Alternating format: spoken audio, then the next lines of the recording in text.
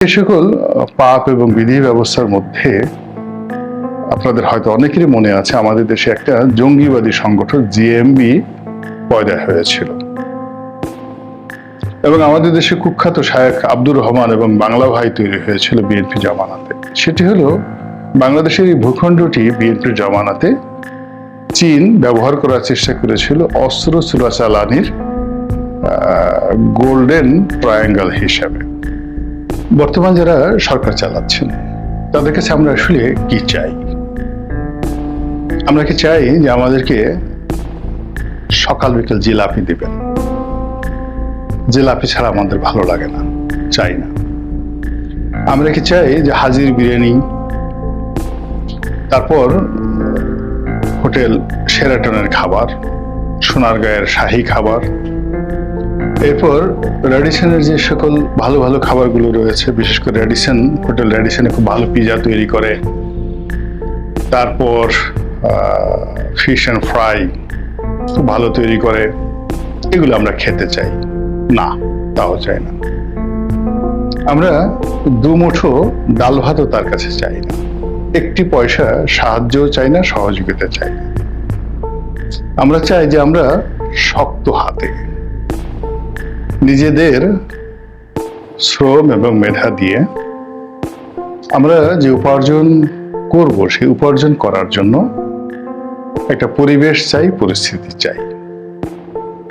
আমাদের উপার্জনের উপর যেন কোনো চাঁদাবাজ হাত না বসায়, আমাদের ব্যবসা প্রতিষ্ঠানে যেন কোনো দুর্বৃত্ত হামলা না চালায়, রাষ্ট্র ক্ষমতা ব্যবহার করে পুলিশ থেকে শুরু করে অন্য সকল আমলা কামলা যারা আছেন তারা যেন আমাদের পরিশ্রম লব্ধ অর্থ লোপাট না করেন।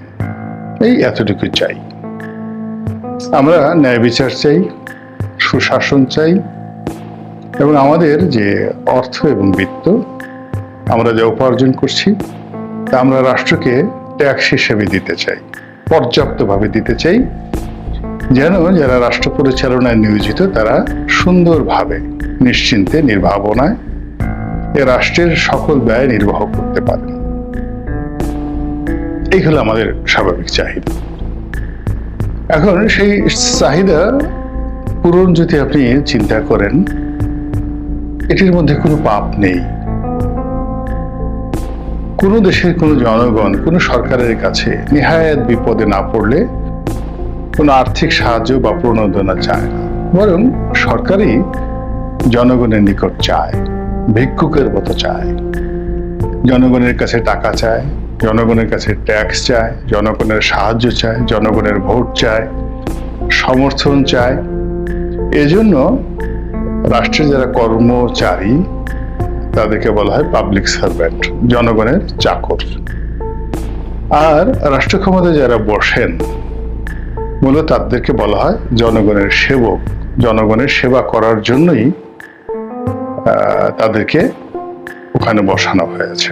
শত শত বছর ধরে মানুষ লড়াই করেছে এবং এই আকাঙ্ক্ষার জন্য আমরা মুক্তিযুদ্ধ করেছি, এবং এই আকাঙ্ক্ষার জন্য আমরা শেখ হাসিনার বিরুদ্ধে গত 15 বছর লড়াই করেছি।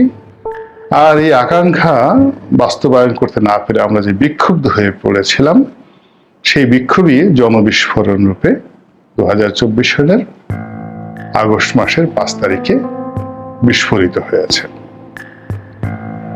এখন এই গণবিস্ফোরণের পর নতুন নানা কথা শুনতে পাচ্ছি। রাষ্ট্র সংস্কার হচ্ছে, বিদেশ থেকে এটা আসছে, অমুক দেশের প্রধানমন্ত্রী আসছে, অমুক দেশের রাষ্ট্রপ্রধান আসছে, মালয়েশিয়ার প্রধানমন্ত্রী আসছেন, সৌদি আরবের যুবরাজ আসছেন, এমনকি আমেরিকার যদি বাইডেন সাহেবও চলে আসেন, এটাও খুব আশ্চর্যজনক কিছু হবে না। কিন্তু ব্যাপার হলো যে তারা যদি প্রতি মাসে একবার করে আসেন, আমাদের রাজভবনে বসে রাজকোষের অর্থ তাদের পিছনে আমরা যদি হর রোজ ব্যয় করি, পৃথিবীর সবচেয়ে দামি শ্যাম্পেন দিয়ে তাদেরকে খাওয়াই, সবচেয়ে সুন্দর বিছানা আমরা আলাদা চার্টার প্লেনে করে আনলাম প্যারিস থেকে, প্যারিসের বিছানা সবচেয়ে ভালো আনলাম, সবচেয়ে দামি মদ তাদের জন্য আনা হলো, এরপর হীরা মণি মুক্তা জহরত সারা পৃথিবীর আমরা জড়ো করলাম তাদেরকে উপহার দেওয়ার জন্য, এবং তারা আমাদেরকে অনেক টাকা দিয়ে গেল। এটি কি আমাদের উপকার হবে? হবে না, বরং দেশকে সর্বনাশ করবে। কিভাবে করবে? বিশ্বের সর্বকালের সেরা ধনী বাদশা ছিলেন মানসুর মুসা। মানে এই পৃথিবীতে যত রাজা আছেন, যত বাদশা আছেন এবং যত ধনী হয়েছেন, বিল গেটস বলেন, আদানি বলেন, আম্বানি বলেন, মানব জাতির ইতিহাসে তাকেই বলা হয় তিনি সবচেয়ে বেশি ধনসম্পদের মালিক ছিলেন।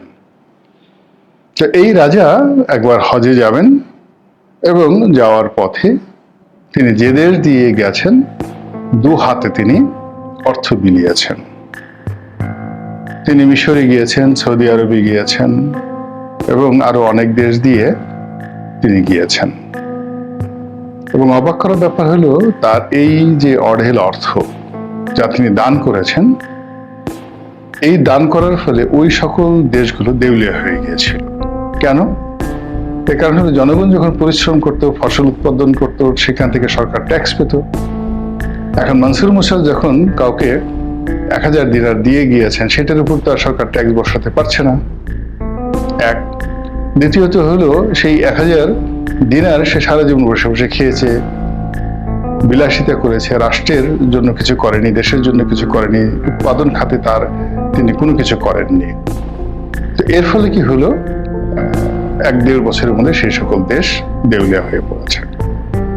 এখন আমরা আমাদের এই সময়টিতে যত বেশি ফরেন এইড, ঋণ, যা কিছু আছে কিনা, যত কিছু পাবো ততই আমরা দেশ হিসেবে পিছনে পড়ে যাব।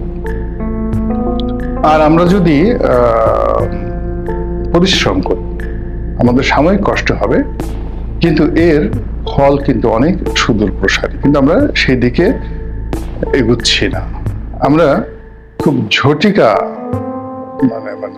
ঝটিকা ঝড়ের মতো রাতারাতি মানুষকে ইমপ্রেস করার জন্য কিছু করার চেষ্টা করছি। সরকারের পক্ষ থেকে এরকম চেষ্টা হচ্ছে। যা হোক, সরকার কতদিন ক্ষমতায় থাকবেন আমরা বলতে পারি না। আবার সরকারের বিরুদ্ধে যুদ্ধে নামতে হবে কিনা, বা বিক্ষোভে নামতে হবে কিনা, সংগ্রাম করতে হবে কিনা, লড়াই করতে হবে কিনা, গণ-অভ্যুত্থান করতে হবে কিনা, তাও আমরা জানি না। এই সরকারের আয়ুষ্কাল কতদিন তাও আমরা জানি না। এই সরকারের পরবর্তী সরকার কি বিএনপি, জামাত নাকি সামরিক শাসন, তাও আমরা জানি না। কিচ্ছু জানি না আমরা। এই যে আমরা কিছু জানি না, এটাই হলো সরকারের জন্য সবচেয়ে বড় সমস্যা, আর আমাদের জন্য সবচেয়ে বড় সমস্যা। তবে একটা কথা বলি, আমাদের অতীতে যে সকল অকল্যাণ হয়েছে, ভীষণ রকম বড় বড় পাপ হয়েছে, যা কিনা দেশের পুরো রাজনৈতিক বিধি ব্যবস্থাকে শেষ করে দিয়েছে। তো এই সকল পাপ এবং বিধি ব্যবস্থার মধ্যে আপনাদের হয়তো অনেকেরই মনে আছে, আমাদের দেশে একটা জঙ্গিবাদী সংগঠন জেএমবি পয়দা হয়েছিল, এবং আমাদের দেশে কুখ্যাত শায়েখ আব্দুর রহমান এবং বাংলা ভাই তৈরি হয়েছিল বিএনপি জামানাতে। আমরা অবশ্যই চাইব না বর্তমানে এবং আগামীতে এই ধরনের জেএমবি কিংবা এই ধরনের যাকে বলা হয় শায়েখ আব্দুর রহমান বা বাংলা ভাই তৈরি হোক। আর সেটি তৈরি না করার পেছনে, তৈরি না হওয়ার পেছনে কি ধরনের কর্মশক্তি দরকার সেটা আমার বলার দরকার নেই। সরকারের অনেক কর্তা ব্যক্তি আছেন যারা এই ব্যাপারে রীতিমতো এক্সপার্ট। দ্বিতীয় যে বিষয়টি চাই সেটি হলো, বাংলাদেশের এই ভূখণ্ডটি বিএনপির জামানাতে চীন ব্যবহার করার চেষ্টা করেছিল অস্ত্র চোরাচালানির গোল্ডেন ট্রায়াঙ্গেল হিসাবে। ভারতের বিভিন্ন প্রদেশে দ্বন্দ্ব এবং সংঘাত বাঁধানোর জন্য, সেখানকার উলফা বিদ্রোহীদের হাতে অস্ত্র পৌঁছে দেওয়ার জন্য তারা চীন দেশ থেকে অস্ত্র পাঠিয়েছিল চট্টগ্রাম বন্দরে, এবং সেই বন্দর থেকে 10 ট্রাক অস্ত্র খালাস হয়ে উলফাদের হাতে যাচ্ছিল, এবং সেটি ধরা পড়ে যায়, এবং এর ফলে বিএনপিকে মারাত্মক বিপদে পড়তে হয়। এবং ভারতের সঙ্গে বিএনপির একটা ঐতিহাসিক সম্পর্কটা নষ্ট হয়ে যায়, অবিশ্বাসের সম্পর্ক নষ্ট হয়ে যায়। পুরো আমাদের যে stability, social stability, political stability হুমকির মধ্যে পড়ে। আমরা অবশ্যই চাইব না আগামী দিনে আমাদের এই ভূমি ব্যবহার করে ওইরকম কোনো সন্ত্রাসী গোষ্ঠীকে, সেটা রোহিঙ্গা হোক, সেটা উলফা হোক, সেটা কুকিচিন হোক, বা সেই অস্ত্র আমরা নিজেরা দেই, ভারত দিক, চীন দেখ, মায়ানমার দেখ, কিন্তু আমাদের দেশের ভূখণ্ড ব্যবহার করে এই জিনিস যেন আর ভবিষ্যতে না হয়, এটা আমরা চাই। আমরা চাই যে আওয়ামী লীগ জমানাতে বারবার জঙ্গি নাটক হতো, বিভিন্ন জায়গাতে জঙ্গি নাটক হতো, এবং সেই জঙ্গি নাটক করে কত মানুষের জীবন তছনছ করে দিয়ে হয়েছে, কত শিক্ষা প্রতিষ্ঠান ধ্বংস করে দেওয়া হয়েছে, কত মানুষের জীবন যে বিপত্তির মুখে পড়েছে। এটি আমরা চাই না, আমরা অবশ্যই চাই না। আমরা চাই দুষ্টের দমন, শিষ্টের পালন, যে অন্যায় করেছে তার বিচার হোক, আর যে অন্যায় না করেছেন কোনো অবস্থায় যেন তার উপর জুলুম এবং অত্যাচার না হয়।